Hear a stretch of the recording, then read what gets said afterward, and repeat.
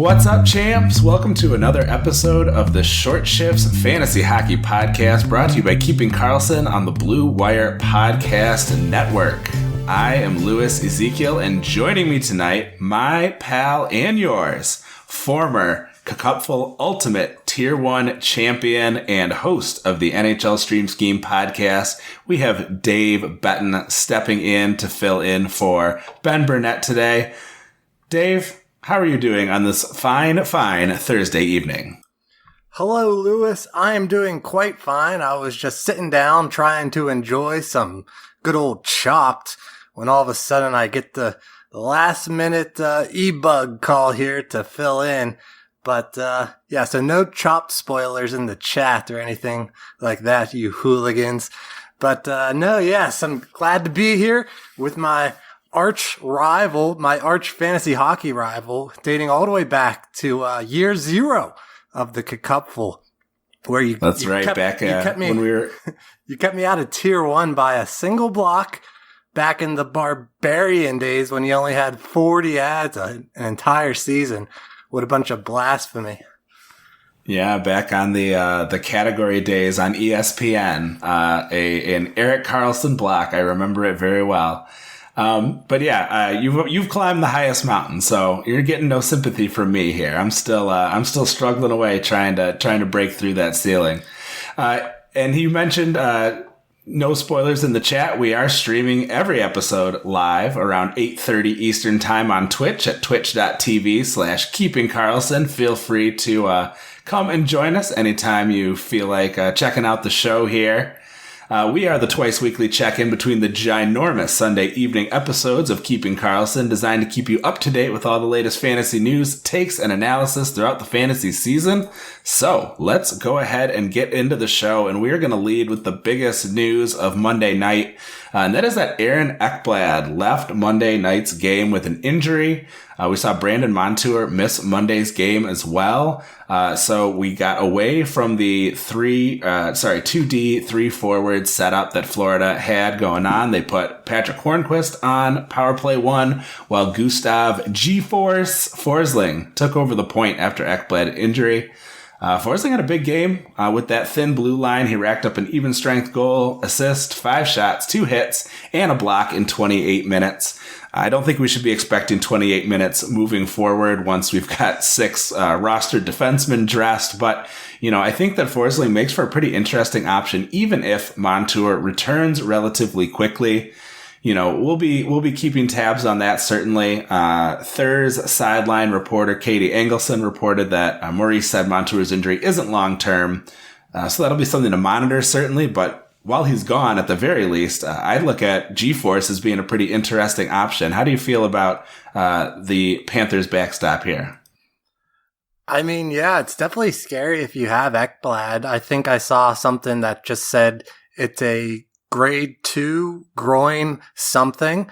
Groin anything is bad news bears. He could be out who knows how long. And then whenever he comes back, very easily could re-aggravate any of those soft tissue injuries you got to be worried about throughout the entire season, essentially, and maybe even longer than that. But yeah, so not good. G-Force. What were you calling him? G-Force? I've never heard of that. G-Force. Yeah. I tried that out during the preseason show, and I really liked it. But yeah, Gustav Forsling, someone who I was targeting late in drafts. Yeah, he's 52% rostered right now currently, so he's not going to be available in a lot of 12 and 14 team leagues, but if he's there, absolutely needs to be picked up if he's not already gone yet. And yeah, Brandon Montour, someone who was a streamer this week. Obviously, we didn't know he was going to be injured and missed the game on Monday, but you still should have picked him up when I told you to, because now he's definitely going to be gone, or should be gone, in pretty much every league. Yeah, you can stash him, for the time being. And then when he comes back, we know last year when Ekblad was out, he was the guy who came in and filled in on that top power play, although he was not very productive.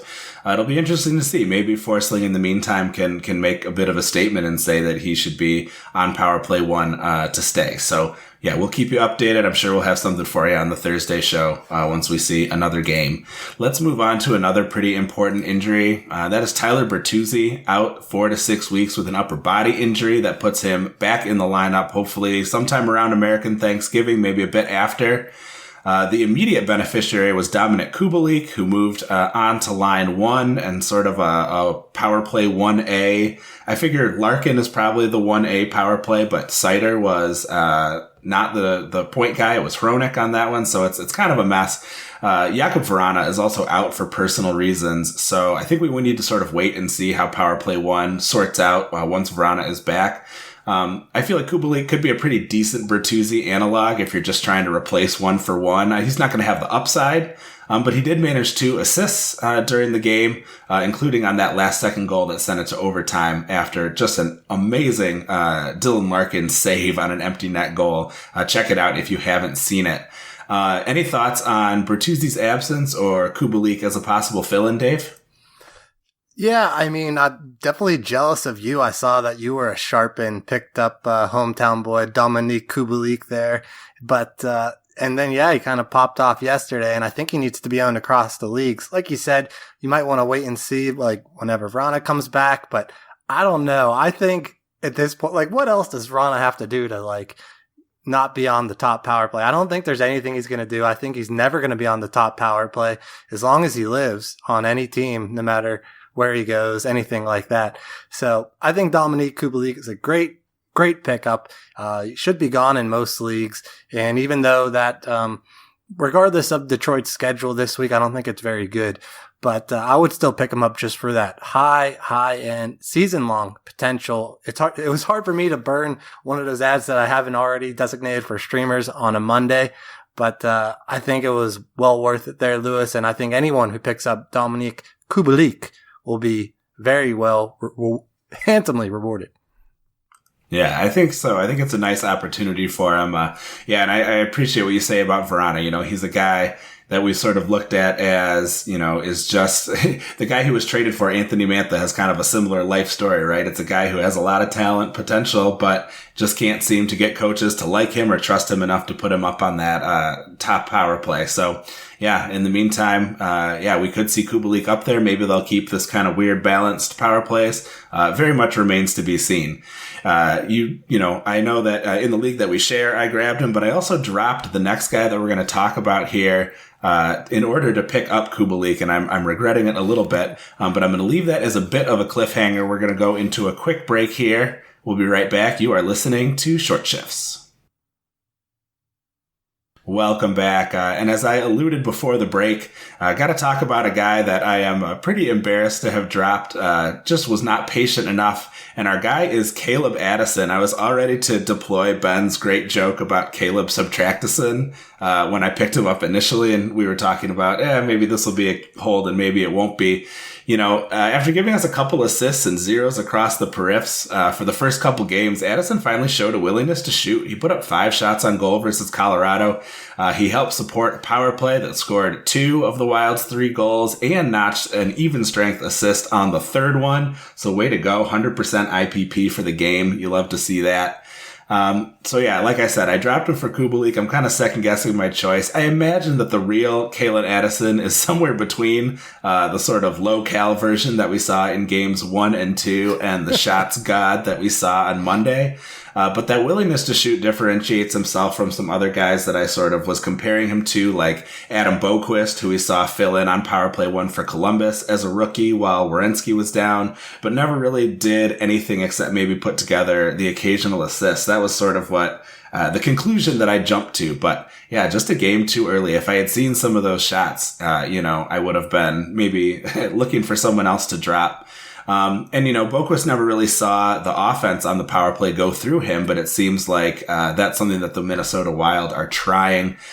So for the folks who have not yet picked up Caleb Addison and who maybe see him on the waiver wire, if people didn't jump on him after the big night the other night, should they be rushing to pick him up? Is the 2 assist, 5 shot game, is that, or 3 assist, 5 shot game, a mirage? What are we thinking on Kalen here?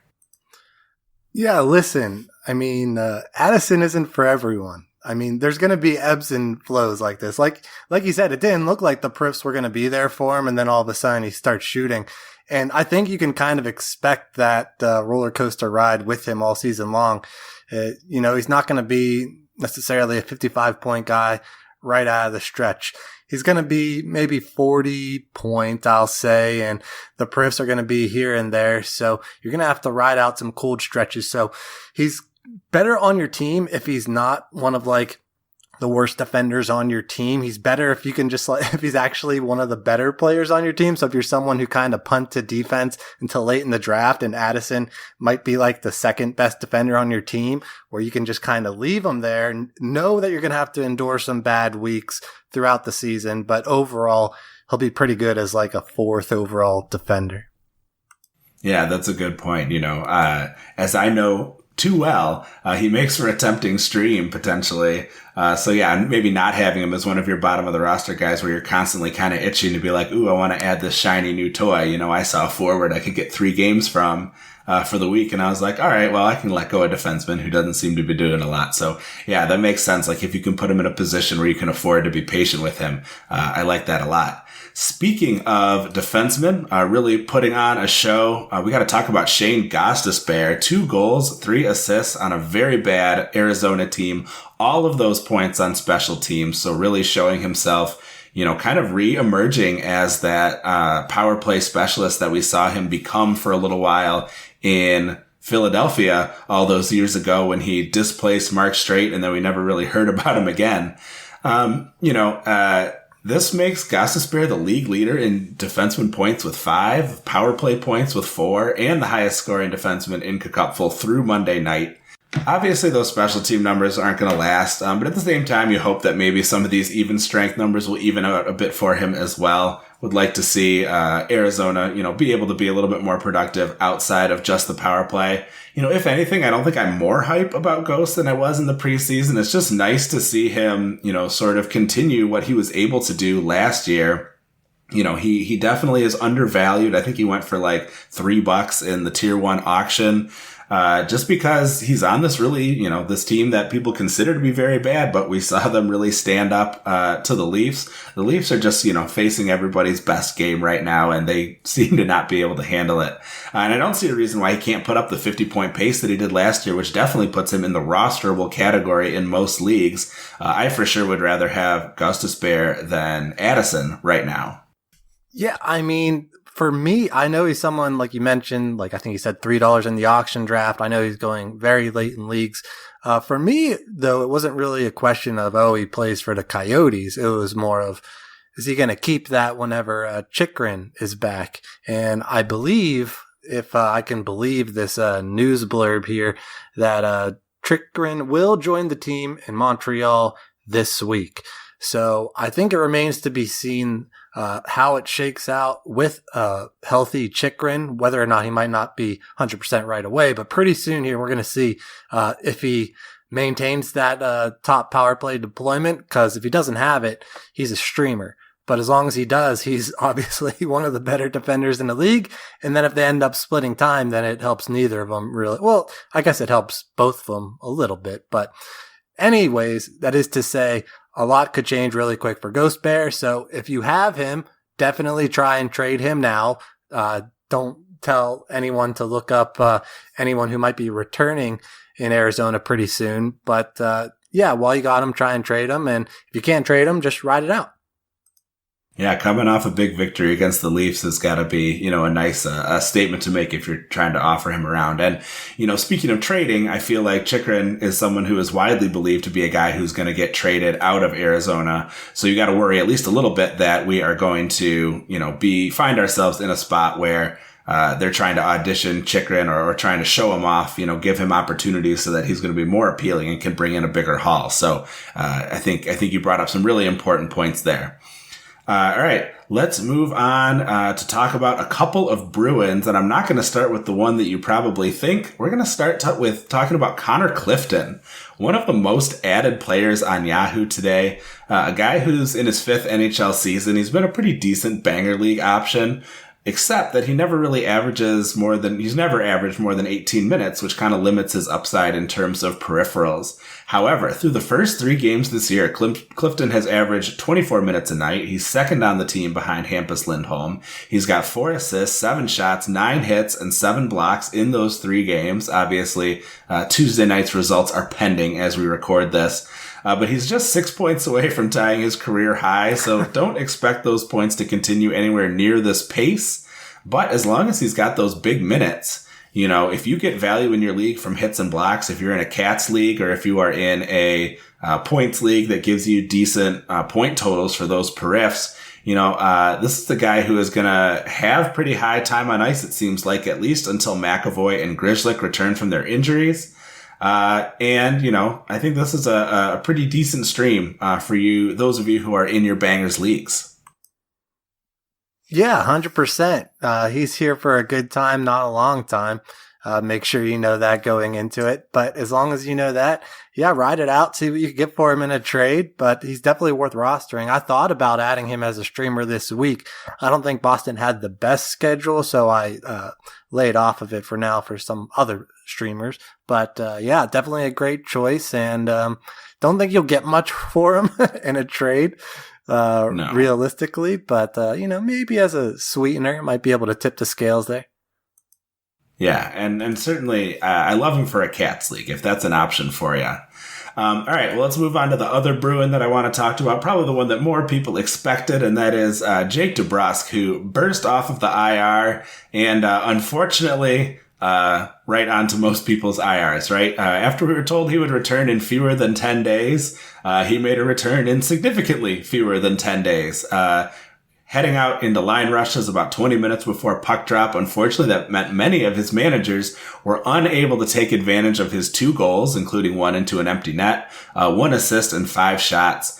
He was only getting power play 2 time in Monday's game, but Boston really seems to be defying those who said they would be unable to generate offense with an aging Bergeron and no Brad Marchand.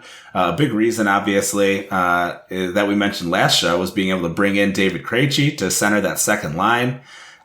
He's had just 1 assist in the 2 games since his 3-point re-debut, but he continues to get big minutes at even strength and the power play as kind of tied to Pasternak. At least that's how he was through Monday night. And he has a power play goal tonight.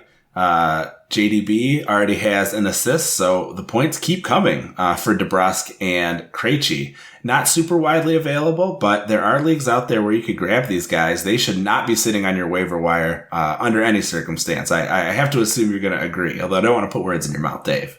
Not for Krejci. Krejci doesn't really shoot at all. But in a league like a cupful, definitely like a 14-team league, yeah, definitely got to add Krejci. DeBrusk, absolutely, 100%, even in those Cats leagues as well. But for me, I don't know why they were going so late or why their rostered ship isn't higher, because as you know, I'm someone who snagged not only Jake DeBrusk, but also David Krejci in the very last round of the Buffalo. So they are available for trade if any of our league mates are listening. But yeah, I'm a big fan of them both. I don't know why people were so low on them. Jake DeBrusk is going to be, both of them are going to be top 6. I think that whole top 6 is going to just be great all year long. So I'm happy to have either of them, and I think they should be rostered year long. Yeah, it really seemed like a situation where the conventional wisdom around Boston was that they just weren't going to be able to hack it, at least for the first, month or 2 of the season while waiting for Marchand to get back. And that has not been the case. Defensively here on Tuesday night, they haven't looked great. They've allowed 6 goals to Ottawa, but they've got 5 goals of their own. DeBrusk with another assist in there. So, these are guys who are being productive right now, and you can't say the same about, everybody across the league. So, yeah, I think definitely DeBrusk is a guy you want to jump on. He is on a heck of a heater since coming off the injured reserve. All right, Dave, I got one last guy that I want to talk about here, a pretty interesting one. So I've had a lot of folks on Twitter talking about how disappointed they are with Carter Verhaeghe, kind of a lot of wailing and gnashing of teeth around this guy. But I want to talk about the other Florida breakout star from last season, Mason Marchment, who's really having a nice run in Dallas, playing with a resurgent Tyler Seguin and Ty Dellandrea. Marchment has 5 points, 2 goals, 3 assists, 1 of each of those points coming on the power play to go with 9 shots in his new digs in Big D. this is not a guy who's going to shoot 33% for the season, but we also saw him, doing some pretty nice things last year, shooting percentage wise. And really, you've got to figure he's got some of the best line 2, power play 2 deployment available. He actually has more time on ice at even strength and on the power play than the Robertson, Hintz, Pavelski line in the 4-1 win over the Jets. And anybody who doubted Marchment last season, myself included, did so at their own peril, as he scored at a 71-point pace. And this year he's getting a minute more of ice time per game and is getting considerably more power play time with the Stars. So I really want to avoid trying to make the same mistakes, and I'm going to believe in the guy this year. He's available in about half of Yahoo leagues. And I think he is looking awfully appealing right now. I don't know if he is pulling Sagan along with him or if Sagan is just enjoying a new level of skill on his line. But there's another guy. The veteran has 4 points in 3 games to start the season. So nice to see Sagan, getting back in the swing of things a little bit as well. No thanks. I'll pass on Marchment. I'm not big. Yeah, like you said, they're like, it's as good as it gets. Line 2, power play 2. Okay, that makes him a pretty good streamer, but I'm still not going to... it's going to take just 1 week. 1 week he plays twice and he's gone from your team. So, I don't care. He could be a 70-point player. He's not going to be on my team. You can have him. All right. Well, listen, I love to have a little bit of debate and disagreement in here. It's no fun when we all agree on everybody all the time. But yeah, I saw myself last season as very much a Marchment doubter, so I'm trying to get on the other side of things. But you're right. I definitely see, if your lineup is all top line, top PP guys, I'm not telling you to go out and drop one of them. But if you are in a deeper league, 12 team league with a deeper roster or 14 team league, might be a guy worth an audition. And at least, valuable while he can stay hot. Dave, thank you so much for joining us. We have managed a short shift here, maybe the first one of the season. So be sure to follow Ben and I at Short Shifts KK. Of course, Dave of the Stream Scheme at NHL Stream Scheme. Listen to his excellent episodes coming out early each week to make sure that you are going to be in the best possible position to stream your way to victory. Obviously, Brian and Elon at Keeping Carlson. Feel free to send your well wishes to the DeBruskis on their Twitter account if you'd like. Certainly also recommend you follow at Game Day Lines, at Game Day Goalies, and at Game Day News. And you can also see all of that information conveniently all together and sorted, in order of appearance or by team at Game Day Tweets on the website that they run. Please also visit the great sites where we research our episodes at Yahoo, Frozen Tools, Natural Stat Trick, and Cookupful.com. Our intro and outro music was created by Pat Roach. And until we see you next time, play smart and keep your shifts short.